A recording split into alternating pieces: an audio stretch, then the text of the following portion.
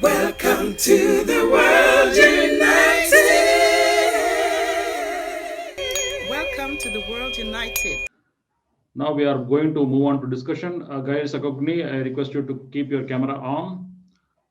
And herewith, to start with DENCH Patel. You are from background of literature and also spirituality. And a wonderful topic, narrative medicine, narration as medicine. That's a age-old habit in all the traditional schools of thought, in all the cultures of the world. Storytelling. All our grandmothers have been telling us so many stories. Stories have always inspired us, expanded our vision, and made us evolve with the knowledge, inspiration, and passion. So all the elders, like mothers and grandmothers and grandfathers, have been in the art and science of, it is also a science of storytelling. Narration itself is medicine. He who is in trouble, he who is in pain, needs someone to shoulder upon, to rest their shoulder, for gaining energy, for gaining sympathy, for empathy. So stories in the most troubled times especially will be a lot of help. Even yesterday we were talking about Vedas, Upanishads, Vedangas, Itihasas, Puranas of India.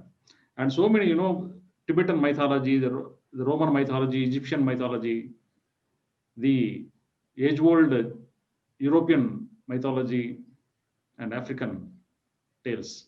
If you all observe, they're all written.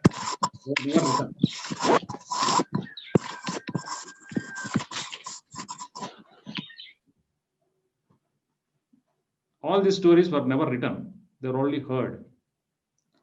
If you observe the modern English literature, which is more popular, more reputed, and more governing in terms of how to write, how well to write, what to write, it has created so many trends because of so many English speaking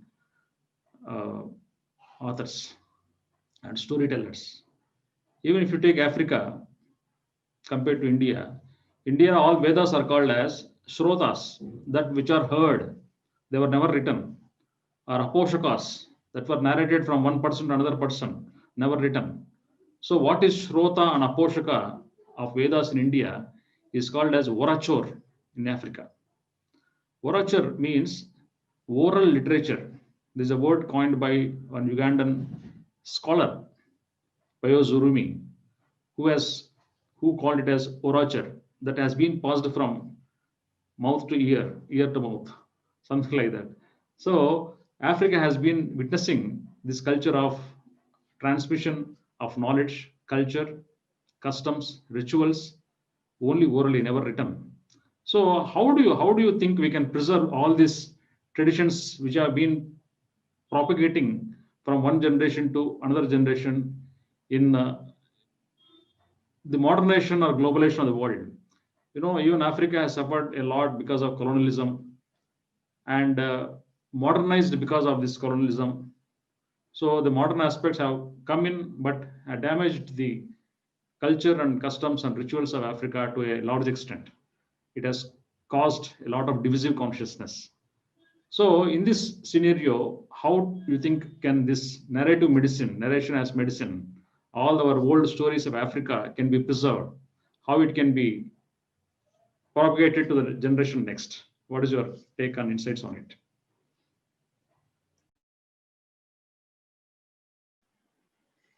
Would you like me to start, or would you like Dr. Patel to start? We can't hear you. You're on mute. You're on mute. Oh, all this time I was on mute? No, just now. No. We heard you. We heard you. Just now you were on mute. Okay. I am asking DENCH Patel because of her topic, narration as medicine. Sure. I want you to throw some light on this.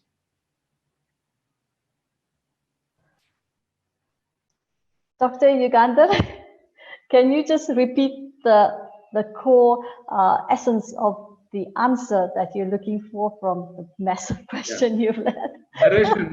Narration which has been coming as a remedy, as culture, as a custom, as history, since ages in Africa and many traditions of the world.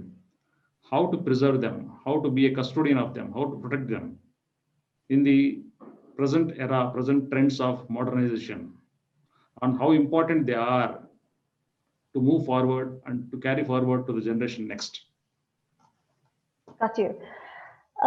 Narration, arts, poetry, writing has always existed, like before Shakespeare, and in every religion, in every culture, in every country. Even in Spain, they have Don Quixote. They've got, I think, stories. Writing the South African True Colors and Roma, even the Kiddies book. It was actually a healing. So when you release it, you're not only just writing a story for future generations to have as a legacy, you have a story that they can relate to and refer to if it's relevant to them. And hence having books, having a title of a little essay or a title of a small kiddies book helps people to understand what this topic is about. And will this topic help me through the question I have? And over time, all these massive stories we have, like, for example, I hope I'm saying your name correctly, Giles. The story that you just shared, for me, was incredible. You should write a book because,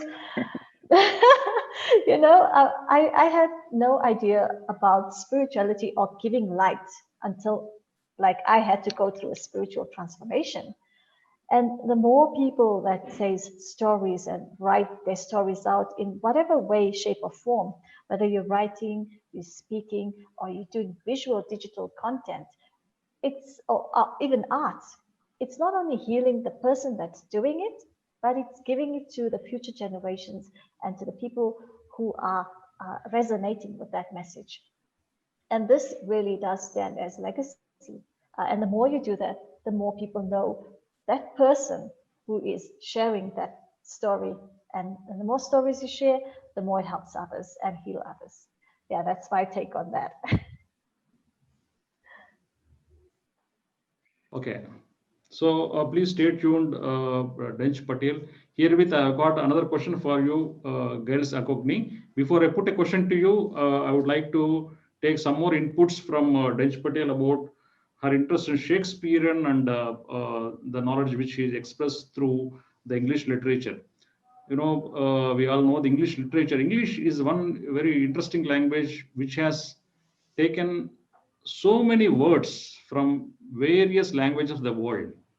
These words can be called as loan words. They have taken loan, like we take money as loan. They have taken loan words. They have loaned so many words from Afrikaans, French, Latin, Greek, Sanskrit, so many languages, Arabic, so many languages have been taken into consideration to add the diversity and vastness of this English literature. This English literature, it all started from the tribal. It's also tribal language. It is not a modern language. Because of only popularity, because of only propaganda, because of the English, the British ruling the world, more than 2/3 of the country ruled by this one country, United Kingdom.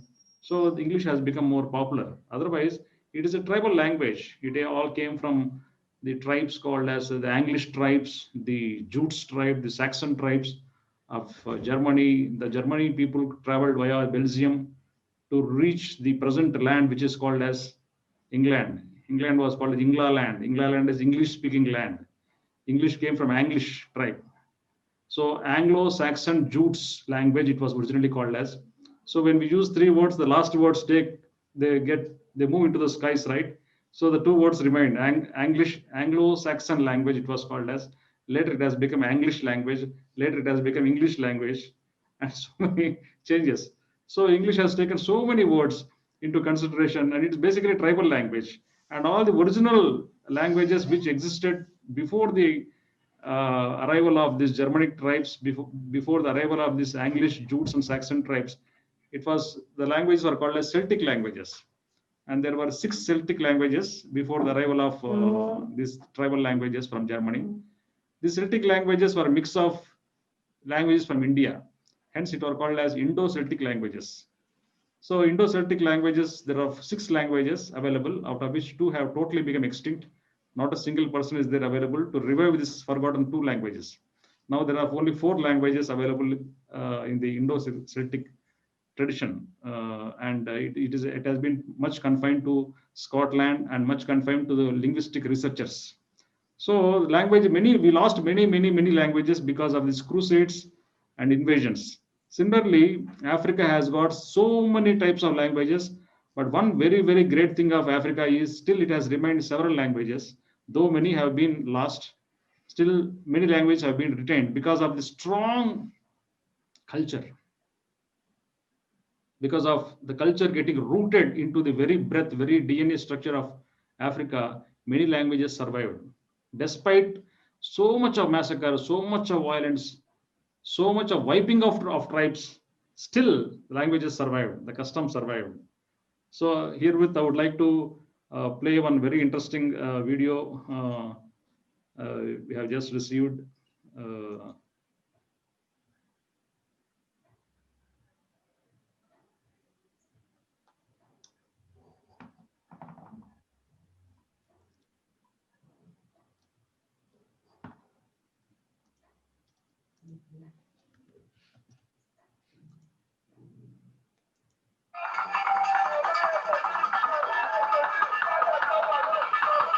So,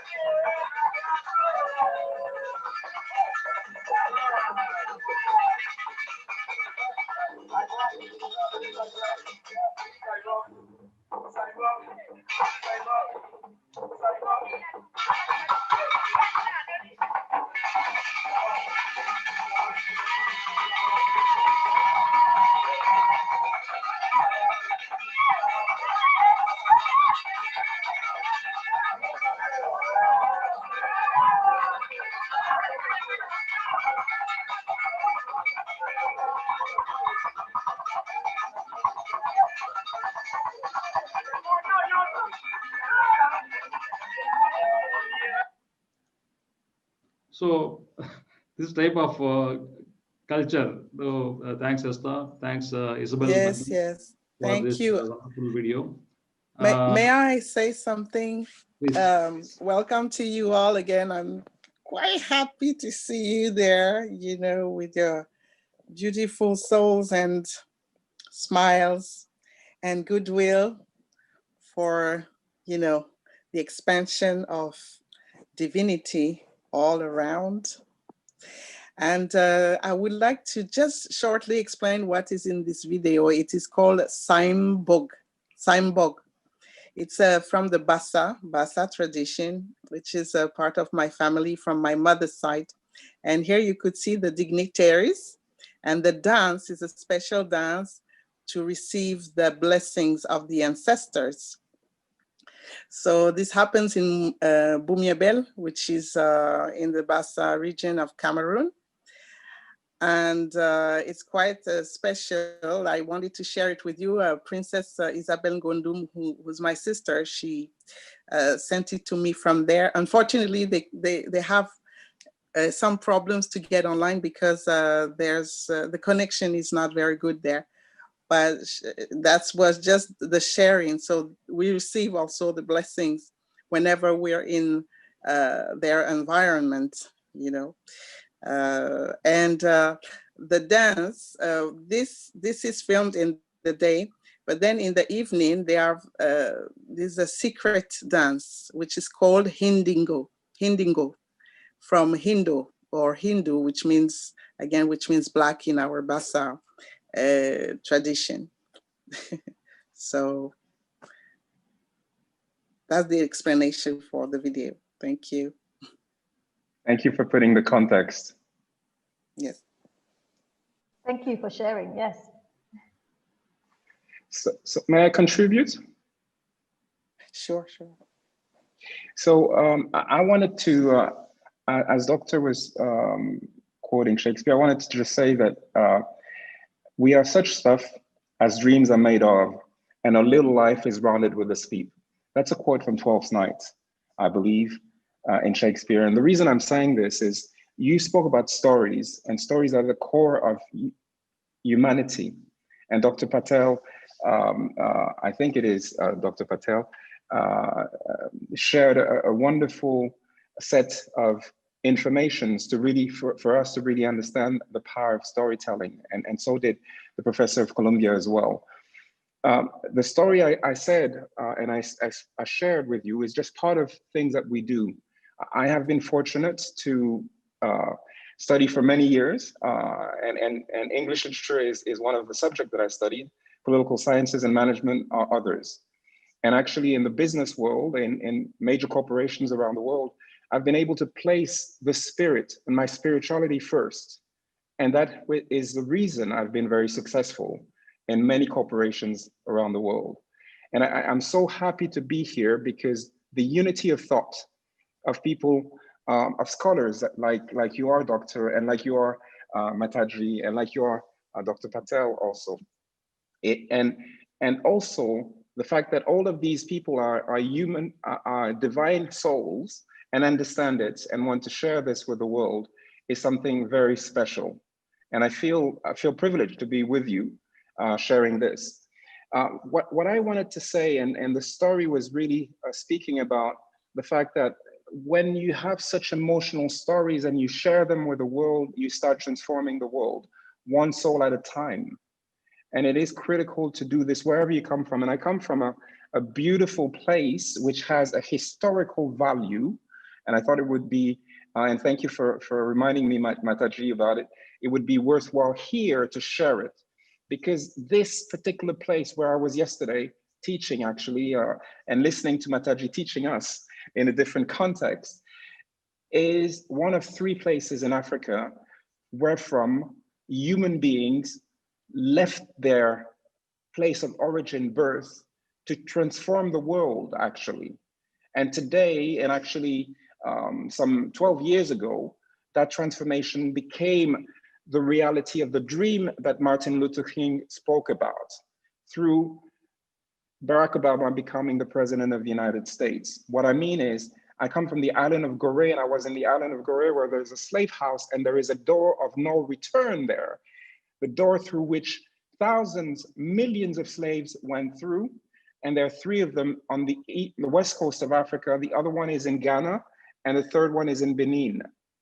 And I am privileged to live there, to have a house there, and to purify this island so that the souls of those who died can be returned in a positive way, and so that their soul and serenity can help the continent of Africa and the world to find peace. That's what I wanted to add. Thank you so much for sharing. I know that you are there currently in Gorea. It's a vortex actually. Gorea is literally a vortex because, as you very well mentioned, you know, the slave trade was quite huge there. And I've been there myself when I was touring with Jimmy Cliff in some years ago in 2004, I believe. And you know, we left the Dakar, and took that boat to take us to Gorea. I don't know what happened, but my perception completely shifted when I was on this boat. You know, I even felt not well, actually. I was feeling dizzy, but at the same time, I was totally hypnosed, you know, by the beauty, because it's quite special. It's like you enter a space that is very difficult to put in words, but and then, you know, we sorry, it's like the ancestors were still there, looking, talking, you know, communicating with us. And then we went, and there was a concert on the island, so it was rejoicing mostly. And I think, as you said, the healing also was happening and still happening there. So absolutely. I know you have some pictures maybe to share. Yeah, do I know how to share them from here? Let me see. Okay, I can share here. Let me see if I can share. I'm on my picture book. Yeah, for my photos. Select photos. Let's see. I'm not sure if I can share them in the right direction, but here are a few pictures. Let me just see if I can share them quickly with you. Yeah, I will press share now and see what happens. Okay. I am maybe my technical ability is not there. I'm sorry. Well, but maybe you can share them at a later stage with some of them, the ones that I've sent to yes. you. Okay, so share screen. Would you see those photos? Okay, I don't want to hold everybody up. Maybe you can share them later. Whenever with, you can yes. come along with. Sure. Sure. Let me go back here. Thank you. Thank you. Thank you so much. Thank you very much. Can you see Thank me you, well? but you're at 90 degrees, Giles. Okay, yes, let me see if I can change this. Yeah. Is this better? Yeah. Perfect. Okay. So, may I have our next speaker, Queen Amrita Madola? Are you ready? Queen Amrita, may I have our intro read out, please?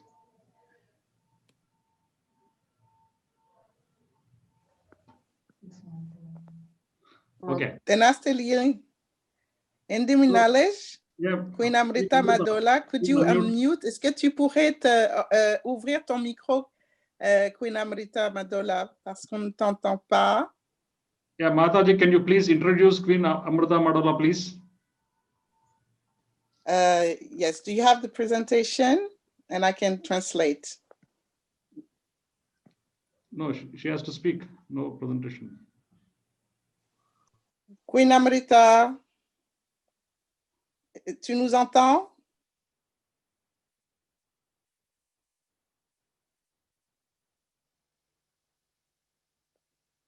Je sais pas si...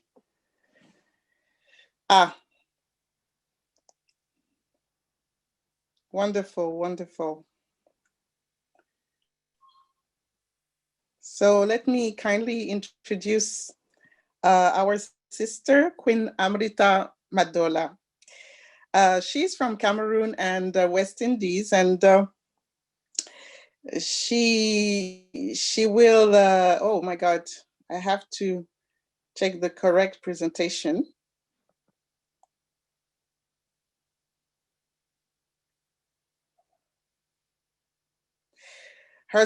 Her topic today will be like the new rituals, the new practices in the Afro-Europeans, and also how we greet the babies. It's a very big topic. And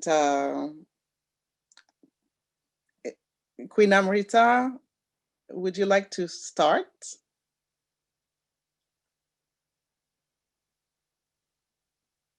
Est-ce que tu peux commencer? On ne t'entend pas. Hein?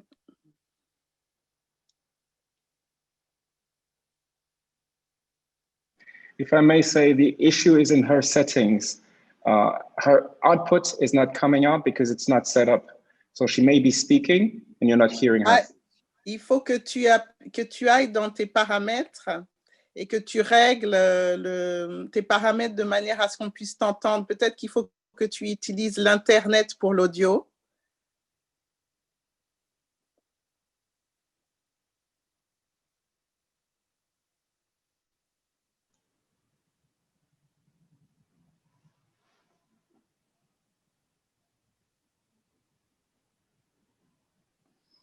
Okay, Esther, I don't know whether she's able to follow the settings or not, but you can speak a few words. But I'm going to say a few words about her work. Yes. Also, you know, so you know the topic. Queen Amrita Madola, she is an anthropo-sociologist and a member of Ethiopian World Federation, and her topic is going to be new practice of Afro-Europeans reception of events, reception of infants. That is a topic. Mm-hmm. Yeah. So whether their situation is like a consequence of their history, or whether, you know, their migration be not of their own goodwill. You know, the Afro descendants of the Caribbeans, or whether they come from Ethiopia, from the continent, the Afro-Europeans who are raising their children in France or in Europe, so are always confronted to a society, a European society, where the practices and, you know, the care and the nutrition is very different from the African descendants. You know, all the power struggle, the domination struggle, and all these multiple discriminations. Through all that, the parents of Afro-Europeans live a sort of in-between social and cultural situation, which is disturbing their representation of their parenthood. So, Queen Amrita, ça va mieux au niveau technique? Non, on t'entend toujours pas. Okay, Dr. Yugandhar, I will let you carry on, and I'm going to call Queen Amrita on the other line to see if I can help her. Let me speak about how this reception of infants happen in Africa and Europe. I will cover her topic for her sake. So, receiving the babies from one dimension to other dimension, which we are calling as planet Earth, is a sacred process. That means simply to keep birthing process is a sacred process. It has to be planned properly, treated properly, energized properly, and to receive properly. The baby is a big soul, fresh from higher realms, called as astral realms, coming into a denser world. The penalty to enter into this world, the toll gate to enter into this world, the checkpost to enter into this world is amnesia, forgetting the past. That's the penalty.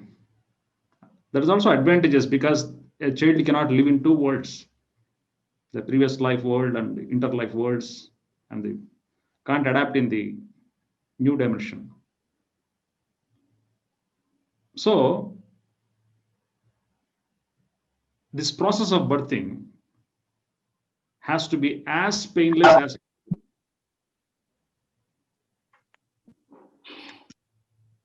Hello? Yes, please. Yes, ma'am, we can hear you. Can you hear me? Yes, yes, we can hear you. Yes. Please go ahead. Is that better? Yes, we can hear you, ma'am. Better now. Ah, okay.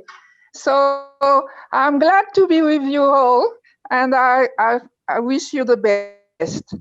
My work is research on the Black in Europe and the way they adapt the welcoming of the children. Ma'am, can you put your video on, please? Oh, okay. I'm here. Yes. Can you see? Yes, we can. Okay. Essaye de garder ta vidéo stable de manière à ce qu'on puisse voir ton visage. Ne bouge pas trop, si tu peux fixer, voilà. Là, comme ça, non, là, on ne voit plus, mais remets bien ton visage et si tu peux tourner la caméra de manière à ce qu'on te voit pleinement, peut-être dans l'autre sens. Tu sais, là, tu es à la verticale. Si tu peux te mettre à l'horizontale, ce serait encore mieux. Je parle de ton appareil. Hein. Oui. Alors, attends. Je tourne.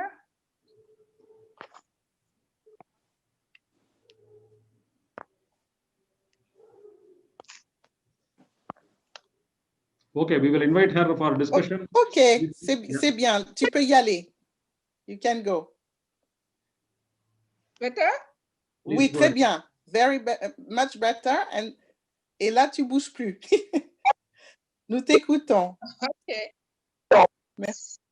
So the Blacks that I met are from countries from Africa and West Indies. I met them in the large community in Paris, in Lyon, in Marseille, in Bordeaux, in Toulouse, and in Perpignan, where I'm actually. Now, what I discover that is when the two parents are coming from the same place, that means they are not the same from the same ethnic, but from the same country. They keep and try as they can the use they have with the way they feed children in their country. But when the people are coming from different countries, they change. And those who keep the best African traditional feeding for the children are from the West Indies. I was very surprised of that. They keep the ancestors' feeding while they cross the sea, they cross the slavery, but they keep the feeding. That I was very surprised. And you know, most of the people from Africa, women, they stopped feeding with their own breast. They took the European ways with they buy the food, milk in the pharmacy, the drugstores. And those things change the way the children are growing. That means that when they reach 10 or 8, 10, 11, and 16, when they get adolescent, the children used to eat as the European. They stop eating the African food. And it's what I see, that is the loss. We are actually losing our culture. There is people like as the Rasta, they try to get back, but when the children grow, they separate from our traditional ways. So we try by the meetings to develop the love for our continent, love for our ancestors, love for the way who keep us alive through all the tribulation we cross. So, as the community, we are here to help me, to set me the way each of you are feeding the children. I know that in Africa, a lot of mothers try to be a European and feed the children with cow milk from the drugstore, but God give us milk for our children. I don't ask the mother to do as I did. I spent, each of my 5 children, I spent 2 years feeding them. That means that I let a lot of things in my business, of my work and everything to care, but they are not sick anyway. Anytime. I never bring them to the doctor, they are healthy. That means that our ancestors, when they teach us the more natural way to take care of our children, they give us the secret to keep us alive. Because if you remember, we go through slavery, we go through colonization, they use us in any way, and we're still there alive. That means that the way we are practicing the welcoming our children is strong. The way we feed them is strong. The way we try to keep them in a morality, in a spirituality way is strong. So my brothers and sisters who are actually listening to me, thank you for your attention. But you know that we are actually need doctors, not because we are sick from our body, but our history is a sickness. So we have to keep cleaning our spiritual way, our spiritual mind, and get together as we try to do it today. Thank you for your attention.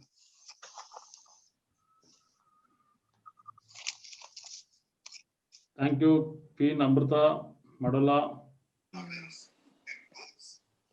A small token of appreciation from the World United, which proudly presents you as an esteemed presenter in the World Parliament on Spirituality, Africa chapter, which is the 3rd edition in the series of World Parliaments. Thank you very much. Please. Thank you to all. Discussion that is going to be continued for some time. Thank you very much. Thank you. So we will continue. Am I audible clearly? There's an echo. Okay. Yeah.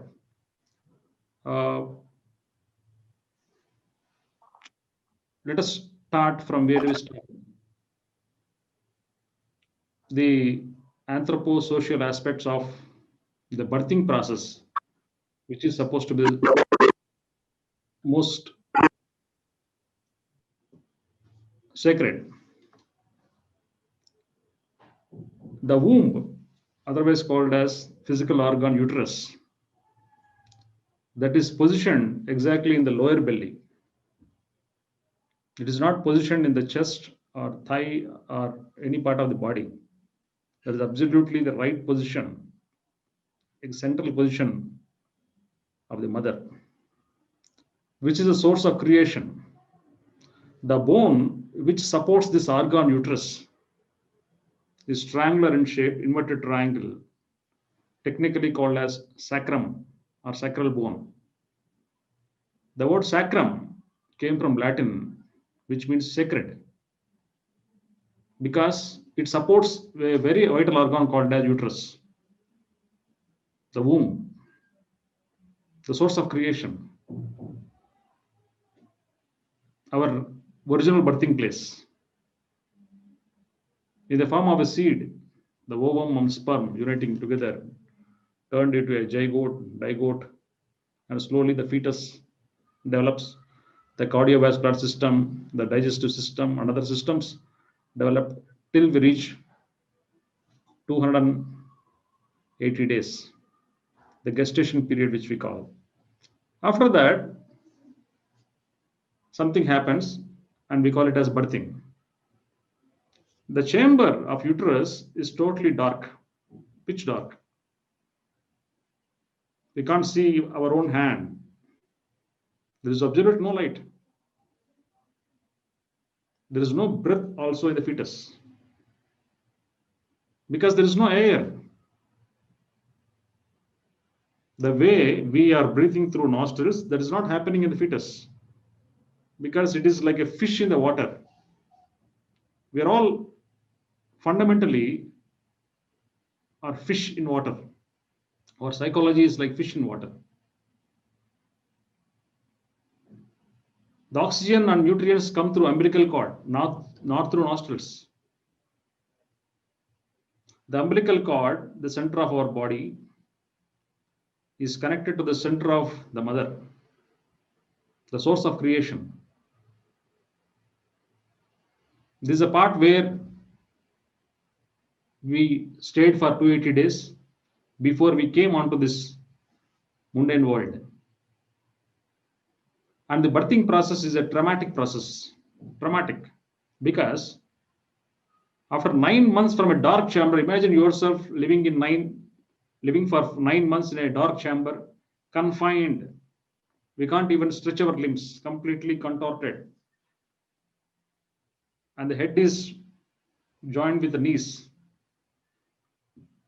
The upper limbs and lower limbs are close to the body.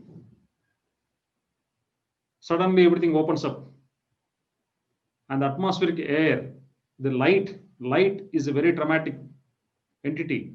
9 months, a person was in a dark chamber. Suddenly the labor room lights or even routine sunlight is extremely traumatic for the body and the psyche. If the baby doesn't cry, we hold him by legs and slap on the butt till he cries. The baby immediately after it takes birth, he is beaten first. It may be a good intention, but very traumatic to the baby, a shock to the baby. Imagine 3 kilo tissue is only 3 kilo tissue. A big soul confined in a 3 kilo tissue, beaten with upside position. And lungs have negative atmosphere, -2 to -3 millimeters of mercury. Normally, even adult lungs. The atmospheric pressure is 76 millimeters of mercury. There is a vast pressure gradient. The difference between the pressure inside the lungs and the pressure outside the nostril, that is atmospheric air, is vast. Because of this, the lungs automatically breathe in and breathe out without volition. So when the nostrils are out of the baby, because of vast pressure gradient, the lungs of the baby sucks the air. That is called the first breath, which is extremely traumatic. He's in a state of shock and surprise. What is happening? His major obsession was about the shocks. Suddenly he started breathing. He started obsessed with what is happening to the lungs. All what was inside for 9 months is totally stopped. And we are calling it as the baby is born. All cheers or smiles on the mother's face and father's face, but lot of what should we call unhappiness, despair, desperation on the baby's face. We are all happy, but the baby is absolutely unhappy because the trauma he's undergoing. And we cannot understand his trauma. And all these elements, first breath, fuse lighting, slap on the butt, cold, the body was kept at a constant temperature of 37 degrees centigrade, 98.0 Fahrenheit, which is supposed to be the most comfortable human temperature. The pyramids behind me has got the temperature of 37 degrees centigrade throughout the year, be it winter or be it summer. That is the most comfortable human temperature. How pyramids can maintain this constant temperature of the womb is a mystery. So the temperature the baby was in for 9 months and is out, and the temperature gradient is also very dramatic. Everything is cold. That's why we wrap the baby in warm clothes. The breath, the cry, the light, sounds, so much of sounds, clatter, so much of noise, and separation from the mother, most importantly. The babies are separated. You know, jails are called as cells. Like mobile phone, we call cell, right? Jails are called as cells. Why we call cell, you know? Because we are kept in a unit. Isolation is a punishment for human being. That's why we keep all the culprits in jails and cells. The babies are separated. It is like keeping in a jail. All the incubators are like cells, jails to them. The baby immediately should be to the bosom of the mother, close to the mother. The very separation of umbilical cord, severage of the umbilical cord itself is a huge separation. A big trauma when you cut the umbilical cord. It is as if it is disconnected to the whole world. He knows. All these elements put together cause tremendous trauma. We are classically calling them birth traumas. This trauma causes immediate cerebral amnesia. That means immediately he forgets his past, where he has come from, his previous lives, in between lives, everything, whomever he has met earlier before this birthing. This forgetfulness is advantageous, but also disadvantageous because he is forced to live like a mundane being, not as a spiritual being. All the parents, the doctors, the midwives teach him how to be like them. Be a Roman while you are in Rome. We have trained the children like that. No child should be taught like that. We need not be a Roman while you are in Rome. We need to be ourselves wherever we are, in spirit.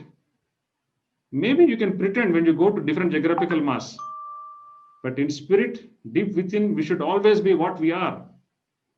But the child is forced to be what he should not be, how he should be, by the parents, doctors, midwives, and all the people, all the so-called adults. They train him. All trainings are meant for dogs. Dogs alone need training. We train the dogs, right? Domesticate the dogs.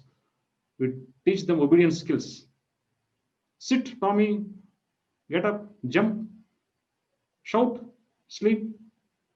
In the same way, we are training our children. Human beings need awakening, not training. Trainings are for social reality. In spiritual reality, there is only one thing, that is awakening. A human being has to take a rebirth with the help of awakening the fire within, awakening the consciousness within, which releases all the birth traumas. To reduce these birth traumas, Africa, Europe, and old traditions have got some methods which have been forgotten now. Let me share with you some of these methods. When Gautam Buddha was born 2500 years back in the Indo-Nepal border in the garden of Lumbini, his mother was on her way home to her mother's place in Nepal.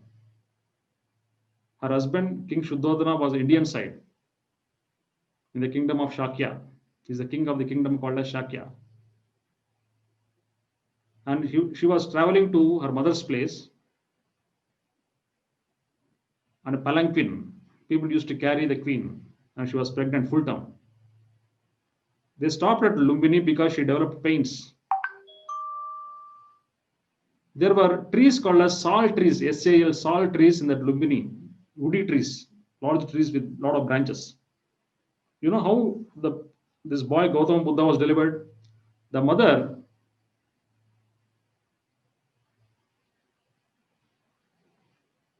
Maya Devi, Gautama is the name. Gautami is the mother's name. That's why it's called King Gautama. So he held these branches with her elbows in standing position, not on lying position, not in supine position. He held the branches in the elbows, and the baby was dropped, and the assistants caught hold of the baby, and the cord was severed. The gypsies of Africa, the gypsies of South America have got this habit of delivering in standing position, hanging to the branches of the trees. The babies are caught by the assistants. The babies are so healthy, and they put it in the waist, held by the arms by the mother, and next day the mother go for agricultural work as if nothing happened, giving milk to the babies. So it is quite painless almost. The delivery process in many African gypsy women and South American gypsy women is painless. This is a fact. For many of the humans, birthing process is very painful because of huge conditioning, because of massive historical conditioning, that delivery process, the birthing process is extremely painful. But for African gypsies, South American gypsies, it is painless, because they don't believe that it is painful, simply because of the fact that they don't believe it. By next day, they go to work with a child on the waist, giving milk, working. While working, she gives milk. Very strong woman. But now trends have been disappearing.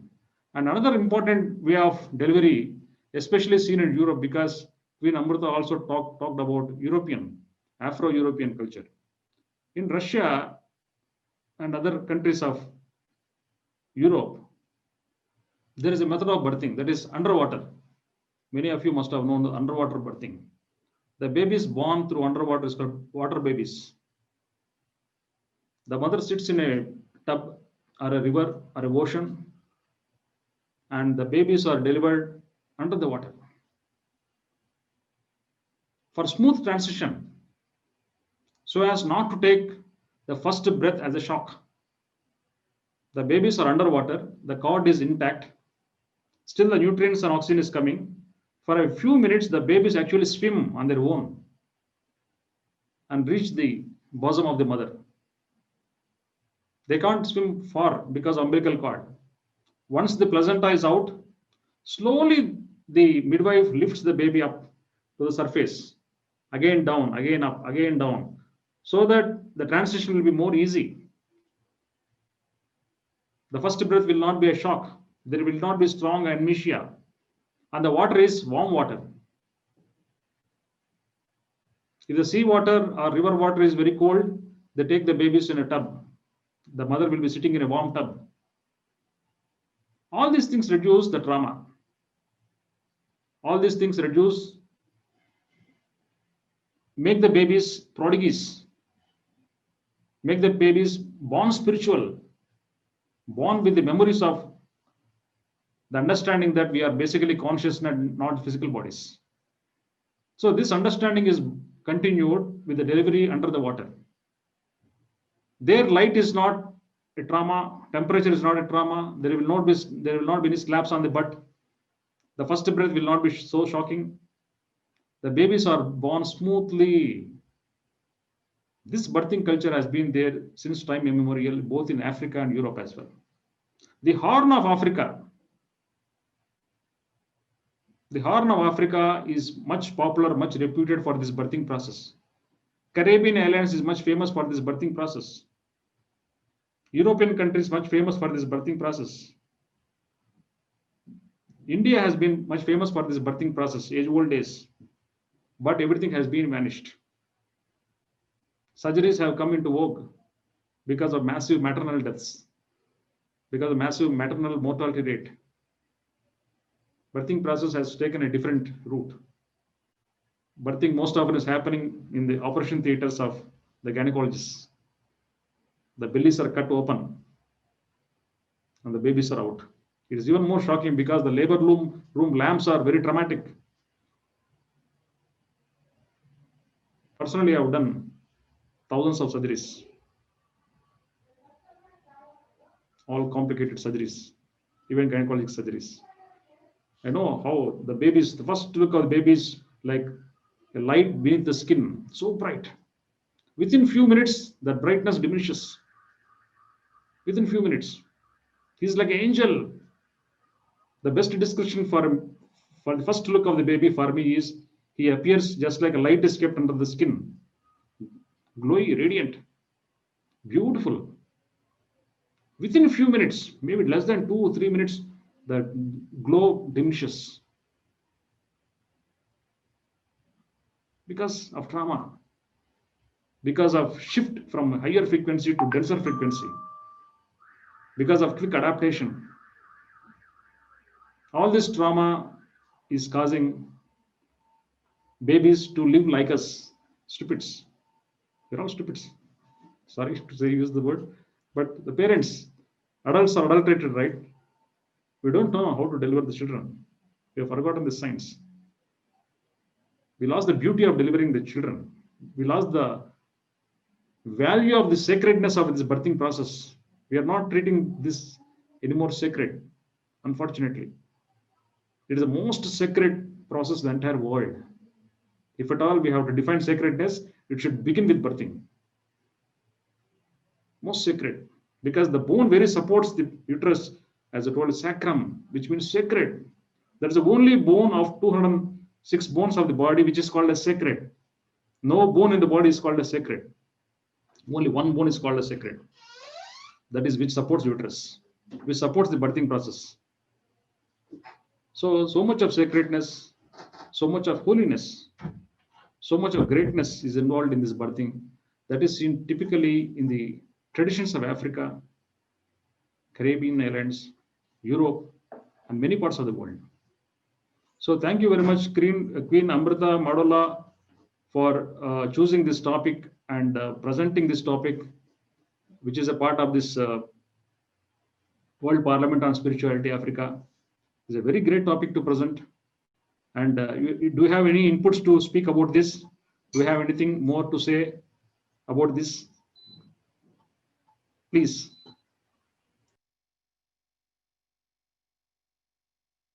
We can't hear you, Queen Amrita.